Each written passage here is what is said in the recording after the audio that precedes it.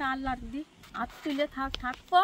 আল্লাহ আমারে যা করে করবে, আমি তো তাদের দিয়েই দিছি আইনের ঘরে, তারা ফাঁসিয়ে দিক, বাসায় রাখুক, না মারবে না কাটবে, আমার বলার ফায়দা নেই। আপনি তো শুরুতে আমার মনের ঘরেও নতুন চৌকিটা ছিল, আমার রাতুলির ঘরেও নতুন চৌকি ছিল, কারণ রাতুলির ঘরে এখন ভাঙা আল্লাহ ছিল, আর চৌকি ছিল, আর একটা টেবিল ছিল, ও পড়তো, বই ঠই থুয়ে পড়তো। রাতুল পড়তো? হ্যাঁ। আচ্ছা, মানে আপনার বড় নাতি? হ্যাঁ, এই যে সামনে পরীক্ষা দিচ্ছে। আসিয়া কি এই রুমে ঢুকেছিল? এই রুমে। আচ্ছা, আসিয়া এই রুমে ঘুমাতো, তাই না? এই রুমে ঘুমাতো। আসিয়া হামিদা এখানে? ঘটনাটা ঘটলো সেটা কি এই রুমে ঘটেছে? এই রুমে ঘটেছে। আপনি এসে তো দেখেন? না, আমি দেখিনি, আমি আগে পাইনি।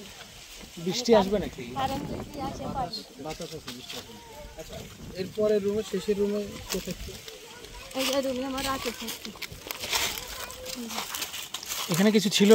এখানে আমার মনে ছিল, ওই জায়গা চৌকি ছিল, এই জায়গা আলনা ছিল, এই জায়গাটা টেবিল ছিল, বুঝলেছে, এই জায়গা টেবিল ছিল, ওই চৌকিতেই পড়তো ওই জায়গাটা, আর এই জায়গা আলনা ছিল, আলনা পরে ওর কাপড় চুল ছিল, স্কুলের ড্রেস ছিল এই জায়গা।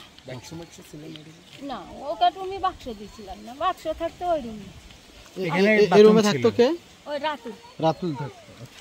আর রাতুল শেখ এখানে এই যে বাথরুম করেছিল। আচ্ছা আচ্ছা, এই জায়গাটা বাথরুম ছিল, এই যে ড্রেসিং পোষাইতো এরকম আধ জন্য। ও বেসিন ছিল? মোটরটা ছিল? চাচি ঘুমাইতো এই যে? আমি এই যে জায়গা ঘুমাতাম, এই যে আমার চৌকি ছিল, এই জায়গা আমার চৌকি ছিল, এই জায়গা ওই যেখানে বইয়ে থুছিলাম, 300 বইয়ে ছিল, ওই কোনা থুছি, এই কোনা থুছিলাম, লাঠি বানায় গোবর দিয়ে লাঠি, গোবর দিয়ে লাঠি, ওই পাশেও মাছা করে থোয়া হয়েছিল, আরো খড়ি বাগানেতে কাইটে কাইটে ঢাল ফালাও ছিল ওই জায়গাটা, ওই জায়গা টিন ছিল। ওই যে আপনি বলছিলেন যে আপনার একটা স্মৃতি ছিল, আপনার মা কাপড় দিয়েছে, হ্যাঁ, সেগুলো কাপড়টা এখানে বাক্সের মধ্যে ছিল, ওই দড়িতে ছিল, দড়িতে। তারপর আপনার স্বামীর দেওয়া কি একটা জিনিস ছিল, সেটাও নিতে পারেন না, পুড়ে গেছে। মোটরটা ছিল কই দাদি? মোটর দাঁড়িয়ে এখানে ছিল বাবা। মোটরটার দাম তো আছে 10,000 টাকার মতো, মানে দামই হয় মোটর, 5-10 হাজার টাকা দাম আছে। ওরা তো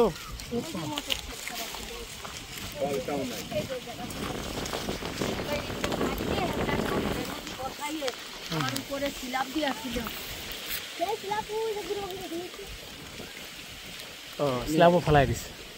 এই যে গাছগুলো, বড় বড় গাছগুলো, এগুলো কি ফল গাছ ছিল? একটাও ফল গাছ ছিল না, আম গাছ ছিল। আম গাছ ছিল। ধুলোবালি আসতেছে দাদি। এখানে ছিলাম, দেখেন তো ময়লা দেখা। লিচু গাছটা কোথায় ছিল? লিচু গাছটা এই যে লিচু গাছটা, এই যে লিচু গাছটা। লিচু ছিল না? লিচু কাইনা ছিল, কি সুন্দর সুন্দর বড় বড় কাইনা ছিল। হ্যাঁ, লিচুর আমি ফল দেখছি, ফুল দেখছি। ফুল দেখে গেলেন? হ্যাঁ, ফুল এই দেখছি। জায়গা লিচু গাছটা আমার ওই নাতি জামাই উগার গ্রামের টাইনে লাগাই দিয়ে গেছিল, বলে যে হ্যাঁ একটা লিচু গাছটা লাগাই দিয়ে গেলি হয়তো আমার গ্রামে আনতে আনতে হেনতে খাতি পারবে রাতুল সজীবরা। ও আচ্ছা।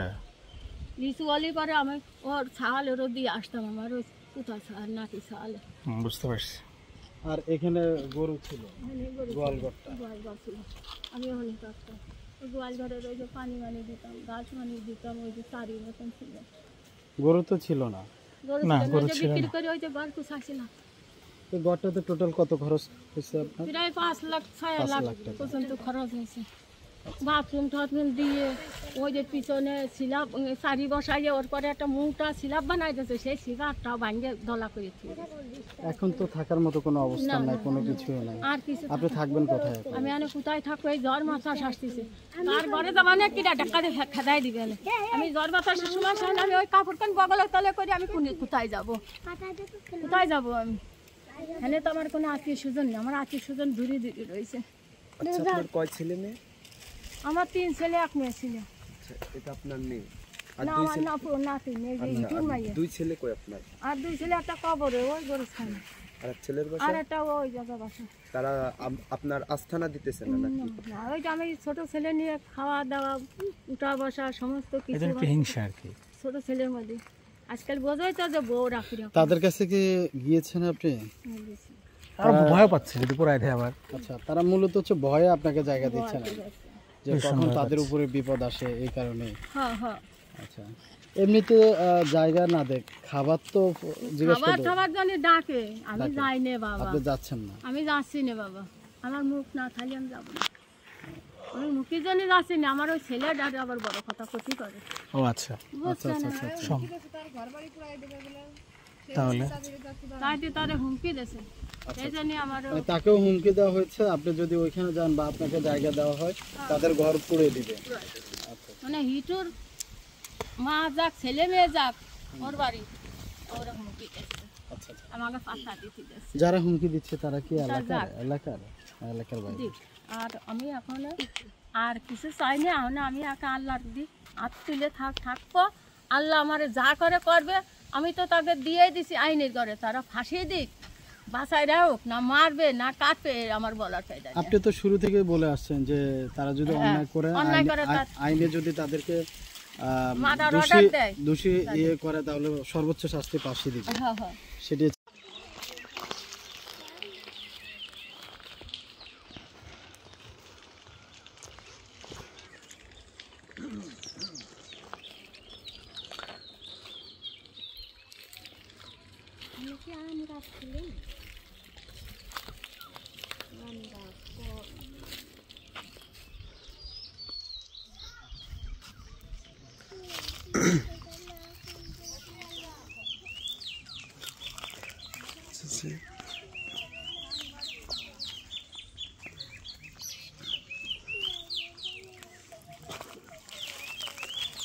তা চাচি, আপনার মানে এখন মনের মধ্যে কেমন লাগতেছে যে আমার ছেলে দোষ করছে, এখন আমার যে বাসস্থান সেটাও আপনি হারাইছেন, এখন কি চাচ্ছেন? কিছু নেই, যদি বলতেন। আমার সব হারাই ফেলাইছি না, এখন আমার কিছু নেই, আইনের ঘরে দিয়ে দিছি, আইনের মাধ্যমে যার ফাঁসি হওয়ার দরকার তার ফাঁসি হয়ে যাবে। আমার আর কোনো দায় দাবি কিছু নেই, আমার তো সবই চলে গেছে, আমার তো আর কিছু নেই। এখন আমার জীবন জানটা কোনো রকম যাচ্ছে আর আসতেছে, আমি পথে পথে রাস্তায় রাস্তায় থাকতেছি, কলা বাগানে, ও মেহগি বাগানে, কারোর বাড়ির ঘরও আমি যাচ্ছি না। যে মানুষের বাড়ি ঘর গেলে এক একজন এক একটা কবে না কি ও অভদ্র মা আইছে আমার বাড়ি, আমি এই জন্য কারোর বাড়ির ঘর মানে কেউ যদি খোঁটা দেয় সেটা না শোনার ভয়তে আপনি? হ্যাঁ, সেটা না শোনার ভয়তে আমি রাস্তায় রাস্তায় মাঠে মাঠে থাকতেছি। আচ্ছা, তা যদি আপনাকে কেউ বাসস্থান করে দেয়, মানে সেই ইচ্ছাটা বলতে একটু যদি জানান। এখন তো আপনার করার মতো কোনো টাকাও নেই, কিছু নাই। নেই বাবা, আমার কিচ্ছু নেই এখন আমার কাছে, যে আমি যে একটু যে একটা পান কিনে খাবো সেই পয়সাটাও আমার কাছে নেই। মানে ঘরের মধ্যে অনেক দুঃখী জীবনযাপন করতে হচ্ছে। কোনো অনেক দুঃখেই তো আমি জীবনটা করতেছি, তাছাড়া আমার তো করার কিছু নেই। আমার যদি কেউ দিলে খালাম, না দিলে না খালাম। সব বাপ চাষারা কইয়ে গেছিল বিটি গেড়ে, তারা বয়তি দিতে পারলেও দিচ্ছে না আমারে, বুঝছো না?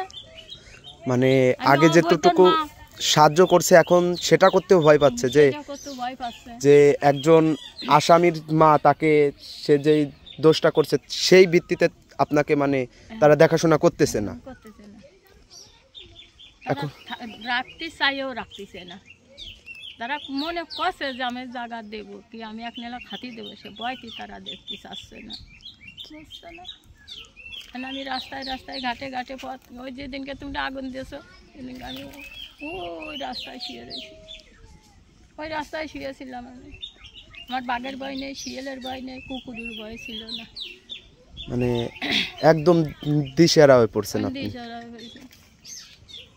তো আমরা এমাত্র হিটু শেখের মার কাছে তার মনের যে দুঃখ, যে চেতনা, মানে তার এই ঘরটা হারানোর পর যে দুঃখটা সে পায় সেটাই সে প্রকাশ করলো। মানে তার এমন একটা পরিস্থিতি, সে মনে করেন এই ঘরবাড়ি হারানোর পর সে রাস্তায়, এমনকি জঙ্গলেও তার রাত কাটাতে হয়। এলাকার লোক নাকি তাকে দেখাশোনা করে না, এমনকি সে ভাতও খেতে পারে না, কারোর কাছে চাবে সেই সাহসটাও তার নাই। সবাই ভয় পায় যে আসামি, তার ছেলে আসামি হয়ে গেছে, এখন তার একটা যে কোনো একটা সিকিউরেশনে সে পড়ে গেছে, এখানে সে থাকতো, তার রুমটা এখন নাই, সেটাও জ্বালিয়ে দেওয়া হয়। তো তার মনের যত দুঃখ আছে, চেতনা আছে, সে প্রকাশ করলো। সে বলল যে তার ছেলেকে আইনের হাতে তুলে দিছে। মানে ওটাও একটা দুঃখ, ছেলে হাজার আসামি হলেও, দোষী হলেও ছেলে তো ছেলে। সে বলছে তার ফাঁসি হোক, সেটা আইনের হাতে সে তুলে দিছে। আইন যা করে সেটা করবে আইন। তো আমরা জানতে পারলাম আসামি হিটু শেখের মায়ের দুঃখ এবং চেতনা যা চাপা ছিল, সে বলল। এমনকি এই বাড়ির পরিবেশ দেখেন, যে এখানে যে সে রাত কাটাবে সেরকম কোনো সিস্টেম এখানে আর নেই।